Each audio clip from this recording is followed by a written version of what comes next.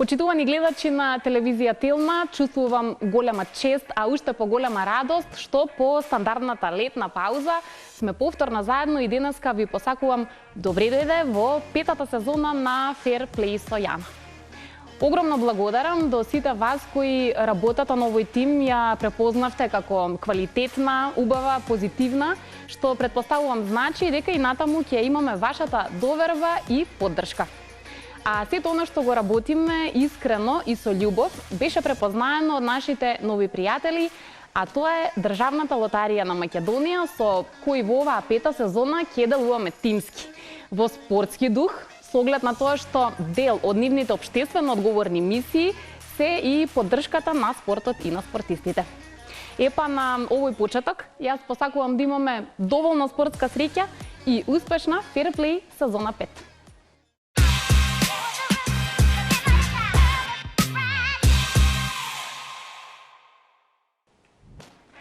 А сега со радост ќе ви најавам и представам пошто оваа пета сезона ќе се разликува од досегашните. Сите што го сакаат спортот знаат дека летниот период е всушност трансфер период и сега нескромно ќе кажам дека ние го искористивме и затоа сега си имаме засилување во тимот. Почувствувавме дека е време за една нова и млада енергија, а неа ќе ни ја донесе Тома Стојановски. Тома е кошаркар, актуелен играч на македонскиот прволигаш ТФТ Скопје, како и репрезентативец на Македонија. Неговата задача ќе биде на автентичен и забавен начин да ни одржи некои спортски лекции, но и малку почесто да разговара со вас. Затоа, ако го сретнете низ скопските улици или низ улиците на Македонија, ве молам, немојте да бегате, туку застанете за да си направите муабет на тема спорт. Но пред тоа, запознајте го Тома.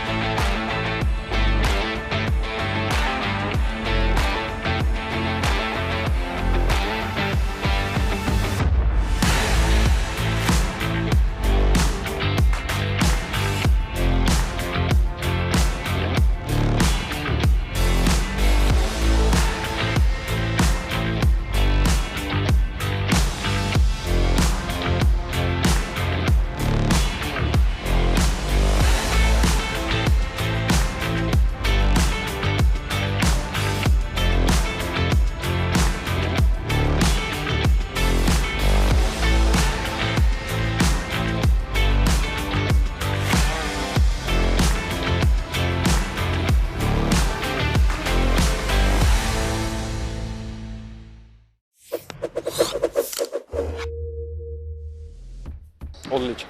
Денеска, например, дадеше стројки. Да го пофаламе. Тома е едно исклучително интелигентно момче, кое што е нетврдоглавиот играч со кој што сум работел до сега истовремено. Кошаркашките квалитети ретки му се. Ја дава најдобрата енергија на терен. Одличен дефанзивец. Има своји мали мани. Знае да се изгуби многу и психички емоции нестабилен.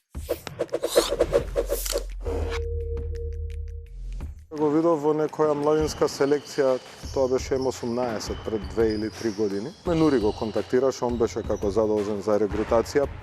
Му дадов налог. Беше релативно лесен. Релативно лесен, бидејќи има свој карактер, што кај нас доста се цени. Особено кај мене, значи не е копија, него он е one of a kind.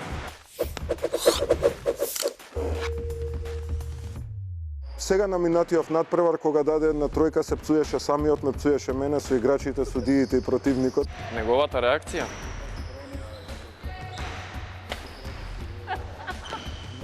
Бурно реагира и се кара нон-стоп со тренерот, му го возвраќа. Многу пцуе, ама претежно пцуе цело време, ама кога е нервозен, дупло нормално. Тоа треба да го смени. рипам на страната да го бранам него од самиот себе. Обично кога е релаксиран вика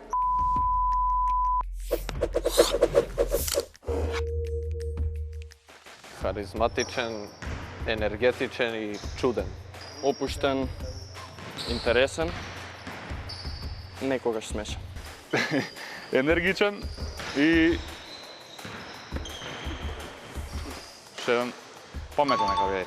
Random, energetic personality. посакуван, стамбено обезбеден, симпатичен.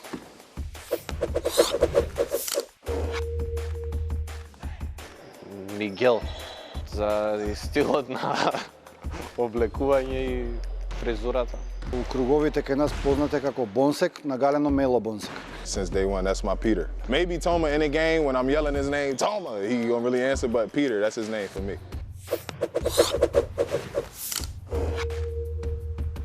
Заљубен, многу заљубен.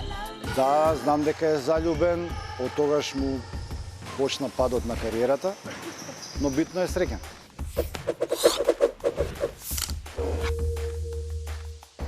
Не знам кој е мојот милен клуб. Мислам дека нема милен клуб.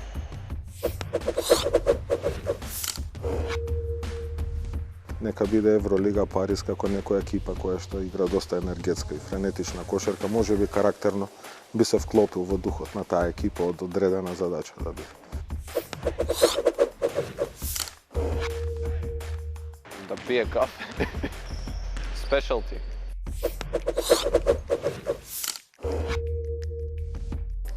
Па обично инсистира на еден ансамбл од Галичник, со доста тапани, но не му поминува тоа. Не може да дојде до ред од Тони Цетински и овој како се викаше, што почина Оливер Драгоевич, тоа се омилените пејачи на тренерот, да. И тоа се слуша и во нивното комбе, тоа се слуша и во соблекувална и така малце депримирачки, али тоа е. Журкаџија, меѓутоа, последен пат имавме една екскурзија за мојот роден ден, беше минатава година. Се заврши со спиење на сепаре во клуб од негова страна, така да физичката спремност и кондицијата не му се покажа на завидно ниво. Дал си игра да мене волјава?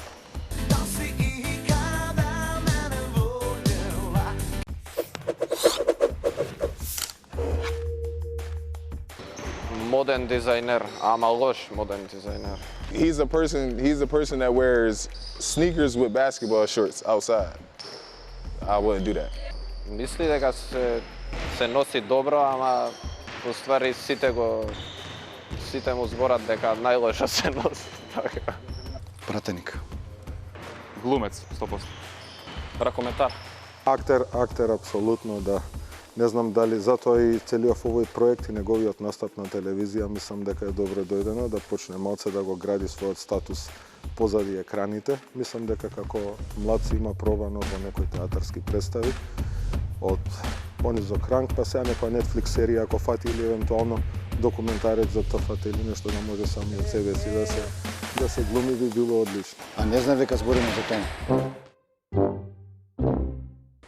Првата наша тема во оваа сезона ќе биде пливањето или можеби би рекла така изгледа само на прв поглед, затоа што ќе зборуваме за многу повеќе од тоа.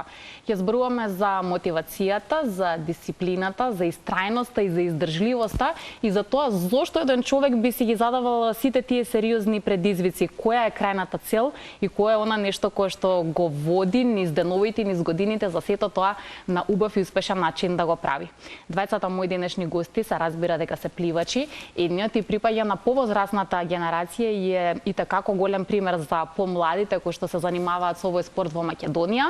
Важно е за него дека е меѓу македонците кои што успеа да го преплива популарниот Ла-Манш, меѓутоа и дека е првиот македонец кој што доби место во куќата на славните кога е во прашање маратонското пливање. Вториот мој гостин припаѓа на помладата генерација, меѓутоа сум среќна што пред се меѓу младите, а и меѓу сите останати во Македонија, е познат што многу рано уште во детството докажа дека и како е возможно да ги поместуваш границите. На тој начин тоа е еден добар и позитивен пример за неговата генерација. Направи неколку подвизи, меѓутоа оној што го одбележа минатово лето е така наречениот Ironman и со тоа верувам дека ја го привлече вниманието не само на Охриѓани, туку и на цела Македонија. Сите детали за се она што е дел од нивното секојдневие, живот, па и веќе ќе речам кариера, вие ќе ги дознаете во денешното издание на Fairplay. Останете со нас.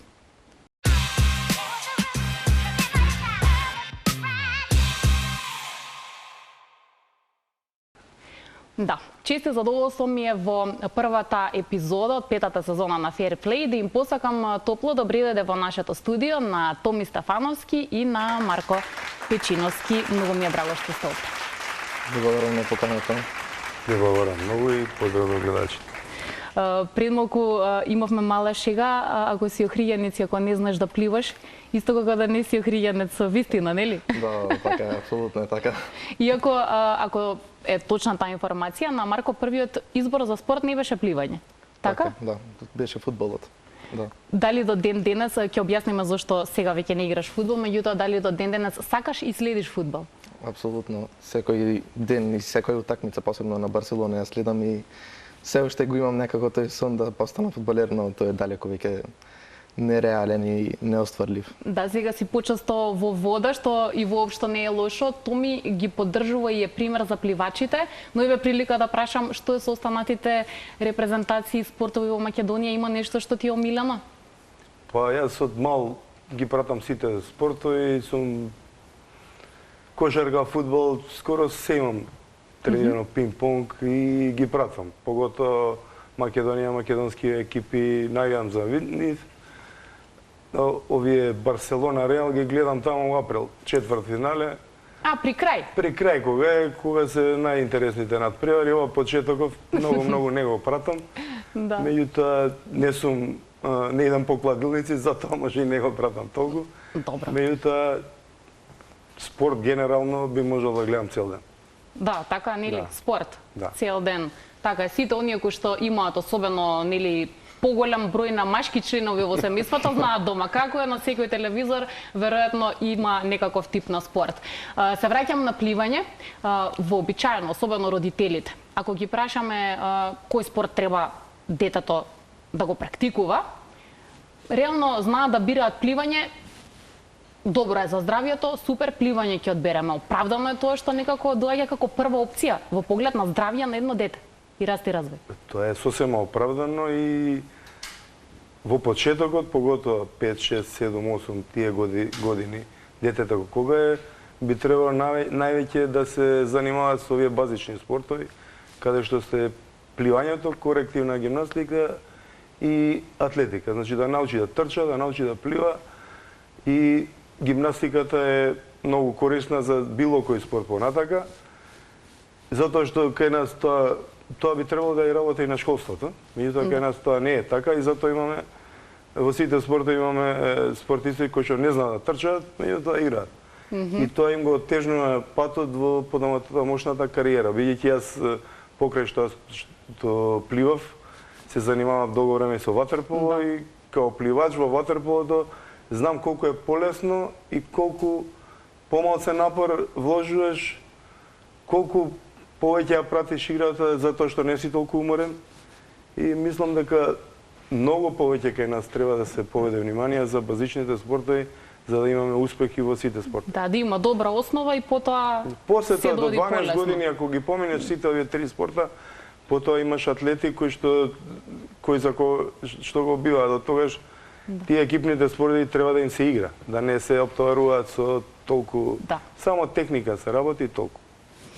Убаво што споменавте 12 години, затоа што Марко на таа возраст направи еден голем подвиг за дете, но пред да дојдеме до тоа пливање во Охридско езеро, накратко ќе објасниме зошто одбра фудбал. Имаше некој дома друг што сака фудбал, што играл фудбал или тоа си беше лично твоја желба? Не, да играме фудбал не е мало во мојата фамилија, но постојано како што пратиме, посебно како што имам поголем брат и татко ми, и како што цело време телевизорот е уклучен на некој таков спорт, посебно се залюбив во фудбалот и го имав тој сон, но тоа е тоа. Да, потоа, за оние кои што можеби се уште не знаат, ти е диагностицирана ретка болест, поради кое што трчањето, скокањето стануваат практично забранети. Да. Многу важен дел, затоа што во спортот неретко има откажување. Тука ти е можеби првата пречка. Како успеа ти да не бидеш целосно настрана од спорт, затоа што реално можеби опција било да се седи пред компјутер, да се прави нешто сосема друго и воопшто да не се спортува. Да, тоа беше не само опција, тоа беше решение некое за да избегам од таа реалност во која што живеев. Тие видеоигри ми беа така бегање од таа реалност, но кога нагло започнав да се дебелеам и моравме да најдеме некој спорт каде што нема замарање на ногата. И токму тоа беше пливањето, бидејќи јас до ден денес пливам само со помош на рацете, без нозете. И така некако се пронајдов, веќе ми стана како втор дом или веќе природа. Јас пливањето веќе започнав да го дишам, така во буквален термин. Добро, претпоставувам потоа природно некако се наметнува дека ти можеш и сакаш предизвик на долга дистанца, но пред тоа, веќе сум слушнала дека генерално маратонското пливање и тие долги дистанци се пред се за сениорите и подобро им лежат на сениорите. Како тоа што ми вие го коментирате сето тоа што Марко го прави уште многу мал? Ви звучи оправдано, логично или неоправдано? Реално, јас и тогаш реков секоја чест на Марко, меѓутоа затоа што го немаме тој систем, затоа и кај нас се јавуваат деца кои што не може да го подучи претходно. Тоа би можело да се направи некој друг пат, на почетокот да почне со 5-10 и маратонското пливање секогаш треба да се иде постепено. Например, на почеток 5 километри кои ќе бидат 12, па 10 и тоа да биде постепено, бидејќи поради тој напор што му бил во младите категории, може да се појават повреди и кај нас не се гледа тоа, не се гледа после 5 години што ќе видиме во моментот, меѓутоа тоа мислам дека начинот на кој што го практикуваме ние спортот треба да биде на многу по-професионално ниво и доколку тоа бил еден систем, Марко ќе дојде кај нас, ќе го насочиме и тоа ќе бил различен пат и тој денес ќе ги пливал тие 25, 30, 40 километри и меѓутоа сигурно ќе му било полесно, ќе бил поспремен и нема да има последици. Тоа беа големи теми кои што се отворија. Дали Марко тоа требало да го направи, прво зборуваме нели за на 12 години, дали оправдано ја доби поддршката од родителите, па дури од медицинските лица кои што сепак те надзорираа. Имаше некои бурни реакции во јавноста, но ако гледаме од денешна гледна точка, веројатно било оправдано или пак не. Еве, кажи ми ти, заради тоа што потоа следува и некои други нешта, меѓу нив операција, така. Како сега гледаш на таа ситуација? Требаше или не требаше? Јас потполно прво се согласувам со ставот на Томи и дека многу несериозно ги сваќаме спортовите во Македонија и развојот на една атлета или спортист, но од моја гледна точка јас потполно ги поддржувам одлуката да ми дозволат на моите родители, бидејќи ми беше некако ко потрага по желба за живот тие пливање. Бидејќи јас со тоа што ми изгасна желбата односно сонот за да играм фудбал и на 10 годишна возраст јас не знаев како да се справам со тоа. И пливањето ми беше единствен начин и некако морав да се предизвикувам, а тоа го сватија мајка ми и татко ми, барем јас така разбирам и сваќам дека на некој начин мора да ми го одобрат тоа, бидејќи во тој момент тебе ти е тој излезот на некој начин. Психички немаше да сум добар. Добро, значи од оваа гледна точка е супер тоа што го направи. Го паметиш се уште искуството? Да. Ти делува страшно? Мислам, какво ти беше? Ти беше страшно, ти беше ослободувачки, имаше некаква трема или притисок? Ти сепак тоа го правеше самиот за себе, не го правеше за што ќе кажат медиумите или другите, или мериме време и така натаму. Меѓутоа, се на се? Го паметам уште, како што викаат, како вчера да се случи. И немав трема тој ден, а знам само дека јас само верував дека можам да го препливам, дури ни татко ми не веруваше, а тој беше на секој тренинг со мене и знаеше дека сум многу спремен тоа да го направам, но поради временските услови тој ден дури ни тој не беше сигурен дали ќе го препливам. Но само сакав да влезам јас во водите и да му докажам на некој начин. Да, си докажа пред се самиот себе, а потоа и на останатите. Секогаш кога ќе отидеме на Мегдан со оние пливачки велесили, веројатно одново се отвораат прашањата зошто тие светски најпознати пливачи секогаш се толку побрзи, надмокни, нели ги буквално ги споредуваме на некој начин со машини. Не за џабе и тие имиња Ironman и така натаму. Од оваа гледна точка, дали знаете кои се можеби најголемите грешки во вашата лична подготовка како спортист што сте ги направиле во младоста, просто поради немање искуство, поради немање кој да ви каже како да се направи тоа подобро, а ги дознавте можеби во подоцнежната возраст кога дојдовте во контакт со странци, со многу други кои што се бават со пливање? Па секако. Кај нас, поготово за маратонското пливање, јас почетокот ми е базенското пливање. Бидејќи било така стихино оставен спортот се, после 16 годишна возраст ја отидов на ватерполо, бидејќи и со топка ме биваше и бевме Вардар во таа 90-та година. Вардар беше прво втората југословенска лига и тогаш слободно можам да кажам дека ватерполото имаше најаката репрезентација на Македонија, меѓутоа поради тоа што никогаш не се грижиме да направиме една анализа, да видиме кај треба да вложиме за да имаме некој успех. Затоа и ватерполото не постигна ништо, бидејќи Вардар беше доминантен, бевме само еден клуб кој што беше доминантен во Македонија и не можеше да 2-3 години игравме само на турнири, трениравме, меѓутоа немаше некој предизвик. Првите мои маратони беа само Охридски маратон до 95. И преминав ватерполо и пливав маратон, никаква нема поврзаност, бидејќи овде имаш од 10 до 20 метри шпринтови, овде имаш 25-30 километри.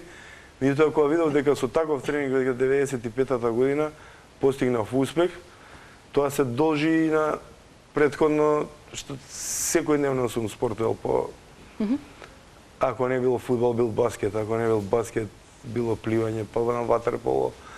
Меѓутоа таа долгогодишна сепак љубов кон пливањето, бидејќи професионализмот во маратонското пливање и во пливањето кај нас го немало никогаш. Го нема ни ден денес. И затоа тие пливачи се толку брзи, затоа што пливањето е сепак девелопмент спорт.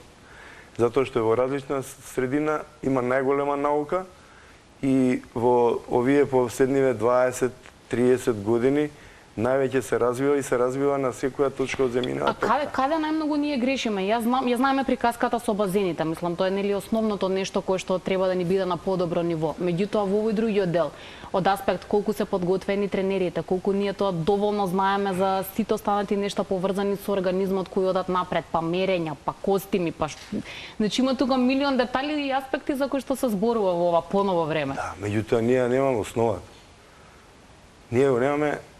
Ние немаме професионални тренери. На сите тоа име хоби. И тоа е само пливањето кај нас. Имаме блокирана сметка може скоро 2 децении веќе.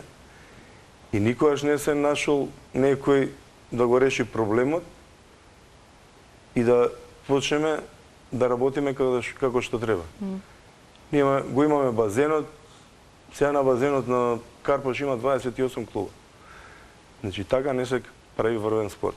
Распоредот е секој доаѓа школи. Правиме школи, така мислам почна и во другите спортови.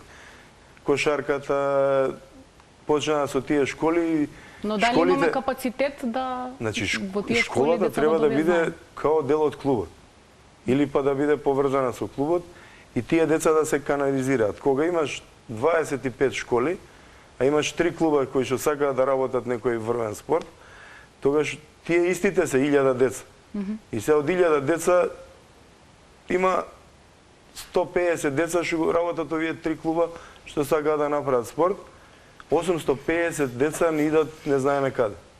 Од тие 850 деца сигурно имало 20 на таленти, кои што сме ги изгубиле на тоа што немаме никаков систем. Ве разбирам. Марко, од кого можеби најмногу си научил на тема пливање досега? Од татко ми, тој ми е тренер во пливањето, бидејќи тој беше пливач. Мислам, некако како мене или како Томи, но го има препливано и тој Охридското езеро. И од него го научив стилот, но повеќе ми беше важно што ме упати кон таа подобрување на таа психичка страна. Бидејќи јас како што пливам без употреба на нозе и не може баш да го имплементира најдобриот стил. И ми оставаше простор сам да се пронајдам во тој дел од пливањето, но работеше многу на мојата психичка страна и сум многу благодарен за тоа. Ти имаше досега и еден неуспешен обид за припливување на која делница, само подсетиме, тоа беше долгата Светинаум Охрид. Охрид, Светинаум, Струга, Охрид. Охрид, Светинаум, Струга, Охрид. Сега ме интересира да отвориме таа тема криза во вода. Како изгледа прво? Што ти се случува? Нешто те боли? Ти студи? Обидете се да ми опишете момент на криза во вода. Кога веројатно имаш дилема, треба да се откажам или не. Како? Што ти е?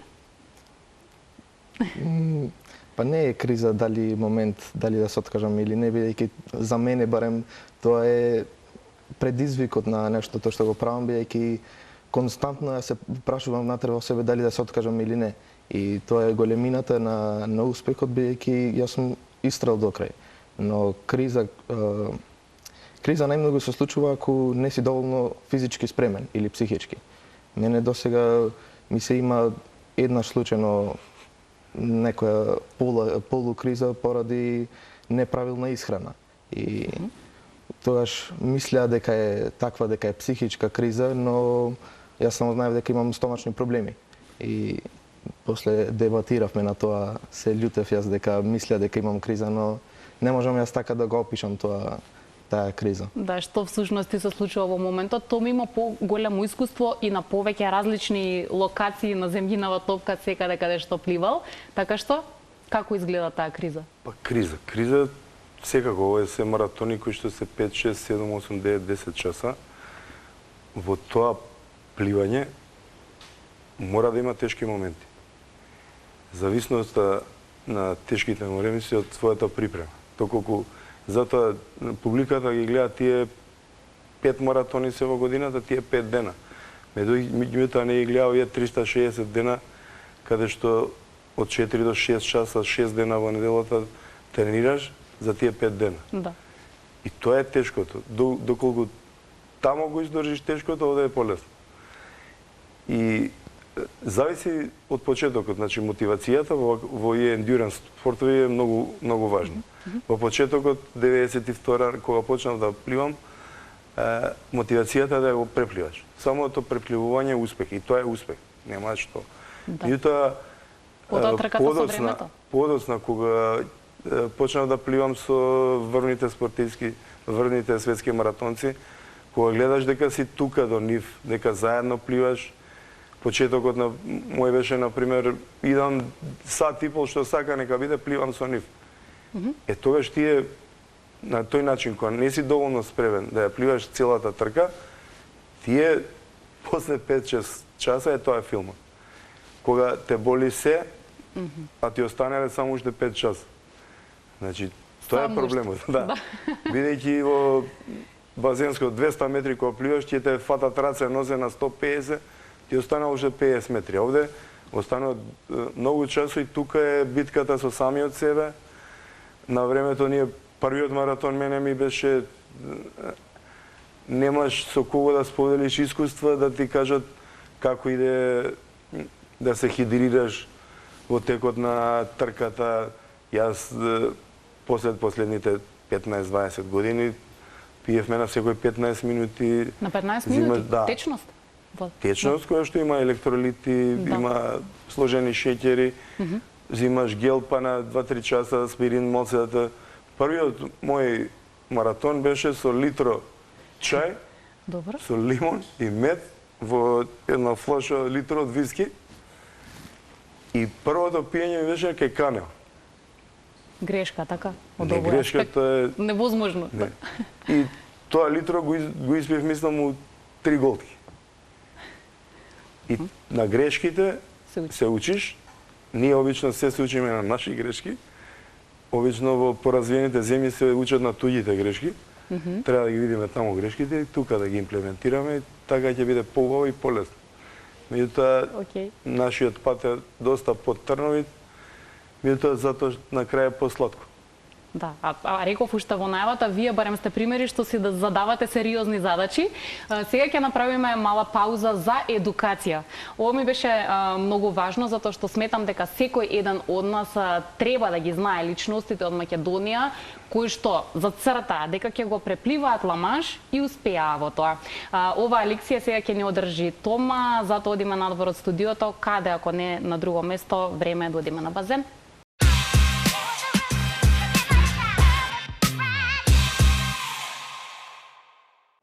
Препливувањето на познатиот канал Ла-Манш, кој ги спојува Англија и Франција, е голем предизвик за многу пливачи низ светот.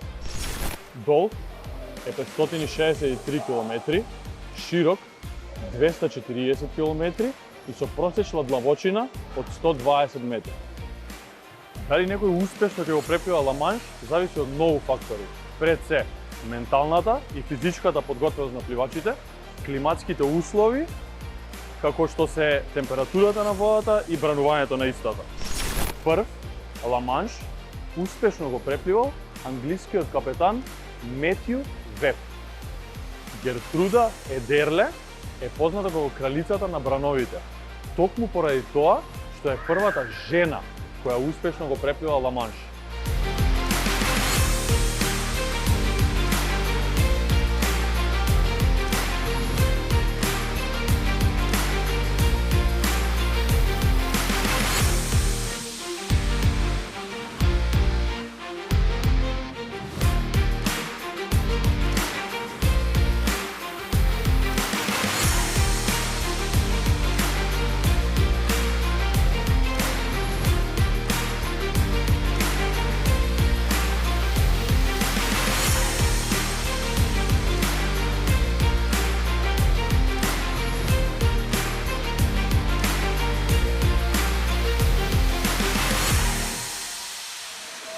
Досега на 5 македонци им успеа да го препливаат Ла-Манш, а тоа се Нико Нестор, Атина Бојаджи, Игор Димовски, Евгени Попацев и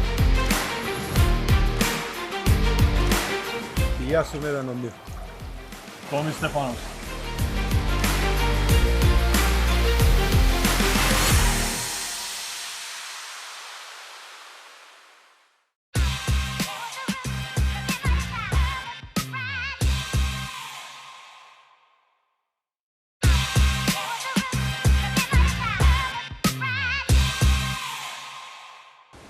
Да, се враќаме и остануваме на тема препливување на Ла-Манш. Пред тоа едно прашање за двајцата, дали го знаете тој податок, која е најстудената температура на вода во која што сте пливале на долга делница? Може би од прилика за Томи, Марко, имаш поголема евиденција? Баш тој детал, може би 20 степени, 19-20, не е во многу студено. Не е многу Во Охридското езеро прилика мај-јуни. Таа температурата. Томи? Па, јас најпрво кога отидов у Канада, таму ја видов вистината на ладното. Малку посурови услови. И мислам дека пред маратонот, вториот што ми беше во Канада, сигурно 14-15 степени, 13.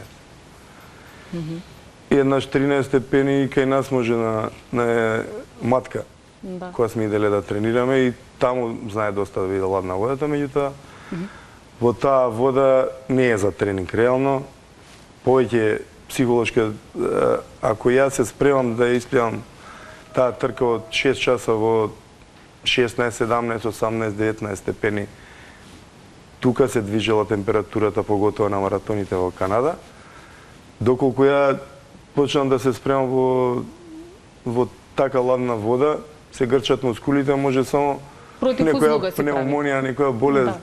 Затоа јас обично тие денови и претходно не сум идел многу во таа ладна вода. Треба да се привикнеш, меѓутоа не треба да биде нешто екстремно. Ќе го споменам сега Евгени Попацев, кој што јас сакав да биде дел од овој разговор, меѓутоа тој во моментов е во Англија, така што временски не успеавме да го имаме, но ќе имаме следна прилика да потсетам дека нели тој е оној кој што оваа година успеа во подвигот да го преплива Ла-Манш, но го споменувам зашто за него ова не беше прв и единствен обид. Меѓутоа вие сте таков пример кој што од вашиот прв обид успеавте да го комплетирате предизвикот.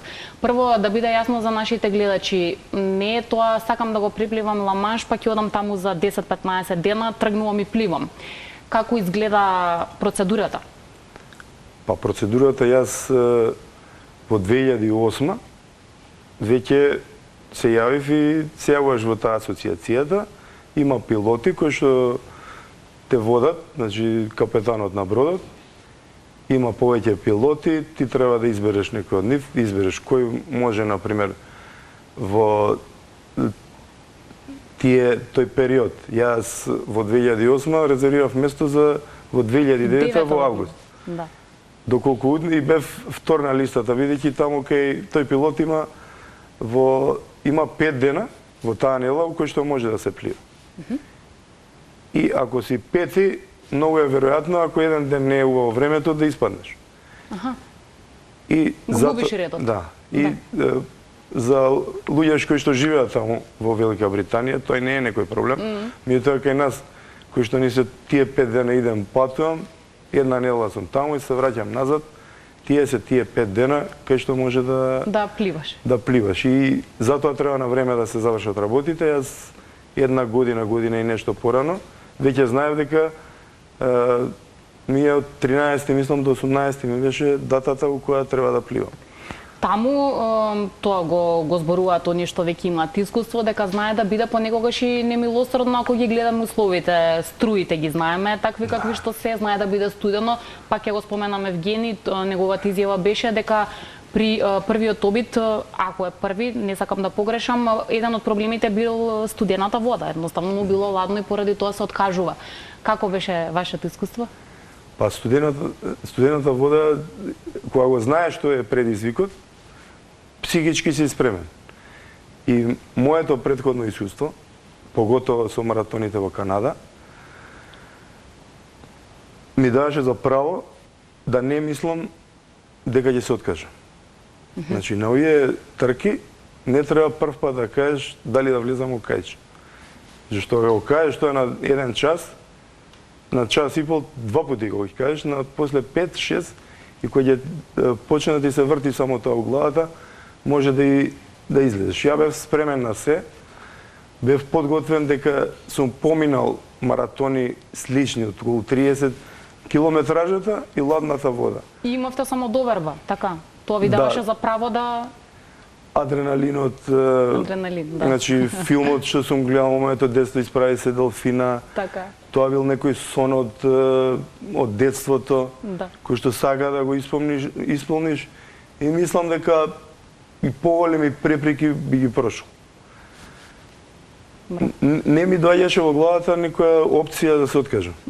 Опцијата можеше да ме откаже само времето и капетанот кој што ми кажа дека може да не тргне и да не пливам тие 5 дена. И тогаш ме фати некоја еуфорија дека јас дојдов, мора да пливам. Да. Она што зависеше од вас, немаше дилема околу тој дел. Во сите ендюранс спортови не треба да се концентрираш на тоа што не зависи од тебе. Поготово трките кои сме иделе, ладна е водата, ладна е за мене, за сите е ладна. Солена е солена. Бранови има бранови. Нема Значи, доколку се концентрираш самиот на себе, тогаш многу се полесни работите. Меѓутоа, тука се доаѓаат поготово денешниве генерации, они се фокусираат на се друго освен на себе и затоа е многу потешко. И тој збор што највеќе го мразам кај денешниве деца не можам. Значи во моја генерација мене ми текнува 50 деца сме биле, никој нема спомнато еднаш не можам. Уште не пробуваат, а викаат не можам. Сега затоа не е случајно што сте заедно денеска со Марко тука, зашто Марко не е таков пример. Не. Што вели не можам, далеку од тоа. Заради тоа што толку ми дозволува времето, затоа и толку брзо ги менувам темите, меѓутоа вака. Во меѓувреме, откако го гледавме Марко како едно буцкасто детенце што докажа дека може да го припли во Охридското езеро, до сега се случи операција која што не беше воопшто едноставна. После која требаше да се случи и за среќа успешно се случи и рехабилитација. И затоа сега, се уште тоа го споменувам и откако влеговте овде, мене се уште ми изгледа и звучи невозможно како Марко ова лето го комплетираше предизвикот што сам си го зададе и го нарече Ironman, значи за да не погрешам. 7 часа и 47 минути трчање од Свети Наум до Струга. Да. Потоа 2 часа и 33 минути возење велосипед од Струга до Свети Наум. И крајот, веројатно најтешкиот дел, 9 часа и 29 минути пливање од Свети Наум до Охрид. Ке се обидеш сега некако да направиш сублимат. Во каква состојба е сега твоето здравје и твојата нога, за да ти успеа, видовме, да го направиш ова? Фала му на Бога, сега во моментов немам никаков проблем со ногата. Ќе се случи некој ден кога ќе се мени времето да ме боли, но последици од триатлонот на ногата нема. И единствено имам се уште проблем со рамото, кој таа повреда имам и пред воопшто да ја заокружам таа цел за триатлонот, но ќе видиме тоа, ќе се среди, а инаку последици поинакви нема. Ќе видиме тоа, ќе се среди, за тоа се насмеав дека ништо не е пречка. Нели одиме понатаму и верувам дека така ќе биде. Какво беше искуството? Дали на ова искуство што е каде посериозно и временски, а имаме и 3 дисциплини, и тука не дојде помислата дека не можеш? Не, тука дојде повеќе пати дојде помислата дека не можам. Но многу сум среќен што во 2019 не успеав, бидејќи од тој неуспех, па се до сите други препливувања, имав мото кое не му го кажував на другите, бидејќи мислеа дека ќе ми се налутат дека подобро да умрам отколку да се откажам. Тоа ми беше некако... Се плашеше дека прерадикално ќе им звучи, да, особено на најблиските. Да, но и затоа не го споделував, но во мене знаев дека ќе е така. Да изгубам подобро рака или нога отколку да се откажам, бидејќи некако повеќе гледав таа болка како да можам да се справам со физичката отколку со психичката. Да. И тоа ми беше мотото и знаев дека едноставно кога ќе го почнам, дали било триатлон или пливањето, нема откажување. Ти стои ли некаде можеби во главата како идеја или како желба Ла-Манш? Апсолутно ми стои, но да. Имам спомнато повеќе пати да го средам работа, па ќе се помислиме за Ла-Манш. Аха, сега рамото е, значи рамото е во фокусот да се коригира. Останува таа вечна дилема, особено кај професионалните спортисти, често се зборува на истата. Што тој спорт професионален всушност на крајот од денот му прави на здравието, заради тоа што нели спортот и здравието одат заедно. Спортувајте за да бидете во добро здравје, меѓутоа брутален е професионалниот спорт. Томи, вие сега на оваа возраст чувствувате искрено дека маратонското пливање повеќе ве го истроши вашиот организам или го одржа во топ форма? Па го одржа во топ форма со 6 операции на рамењето. Значи, меѓутоа, тоа не го прави спортот. Тоа го прави односот на државата кон спортот.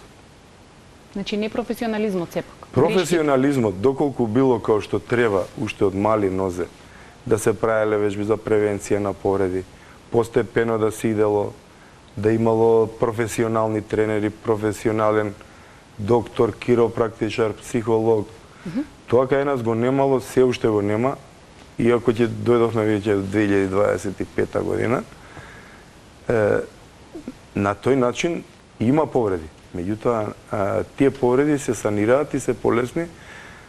Ние на времето ме боли рамото и продолжувам. Да. Пак те боли, пак плюеш и ти се навикнуваш на болката. Тоа се некои југословенски филозофи. Немој да плачеш. Немој да бидеш плачко. Продолжи. Ние сме од времето на Роки. Да. Да.